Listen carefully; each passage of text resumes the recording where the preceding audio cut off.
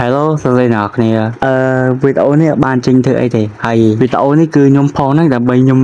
សាកទេគឺខ្ញុំផុសចេញតែពេលខ្ញុំផុសត្រូវផុសតាំងមួយខែមុនតែដោយសារតែខ្ញុំមានបញ្ហាលើ YouTube អញ្ចឹងហើយបានខ្ញុំផុសអត់កើតហើយវីដេអូនេះគ្រាន់តែជាវីដេអូសាកទេអញ្ចឹងនឹងថាវីដេអូផុសទៅមុខអត់ព្រោះវីដេអូនោះខ្ញុំកាត់ហើយភាគ18ហ្នឹងខ្ញុំកាត់ហើយរួចតាំងពីមួយខែមុនមួយខែកន្លះតែដោយសារតែខ្ញុំមានបញ្ហា YouTube គឺខ្ញុំអាប់ឡូតវីដេអូទៅវាអាប់ឡូតអត់ចូលហើយគឺខ្ញុំមានរត់តាហើយខឹងមែនតើអញ្ចឹងហើយបើសិនជាអ្នកនរគ្នាឃើញវីដេអូនេះបានផុសអញ្ចឹងមកន័យថាសាច់ឡើងភាគ18គឺចេញហើយបើថាអត់ឃើញវីដេអូនេះផុសទេបានន័យថាភាគ18គឺវាប្រហែលខែក្រោយទៀតបានមានហើយអ្នកនរគ្នាមិនខ្លាចថាខ្ញុំភ្លេចអ្នកនរគ្នាអីទេខ្ញុំមិនភ្លេចទេគឺខ្ញុំនៅធ្វើវីដេអូដំណើរហ្នឹងឯងគ្រាន់តែថាខ្ញុំផុសអត់ទៅ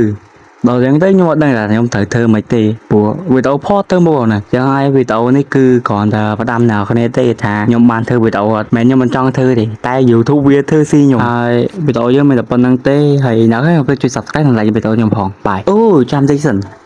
អ្នកគ្នាកុំភ្លេច Follow ទៅ TikTok ខ្ញុំម្នាក់មួយផងសម្រាប់ណាគេដែលចង់ឆាតមកខ្ញុំហើយអត់ដឹងតាក់ទងខ្ញុំតាមណាគឺ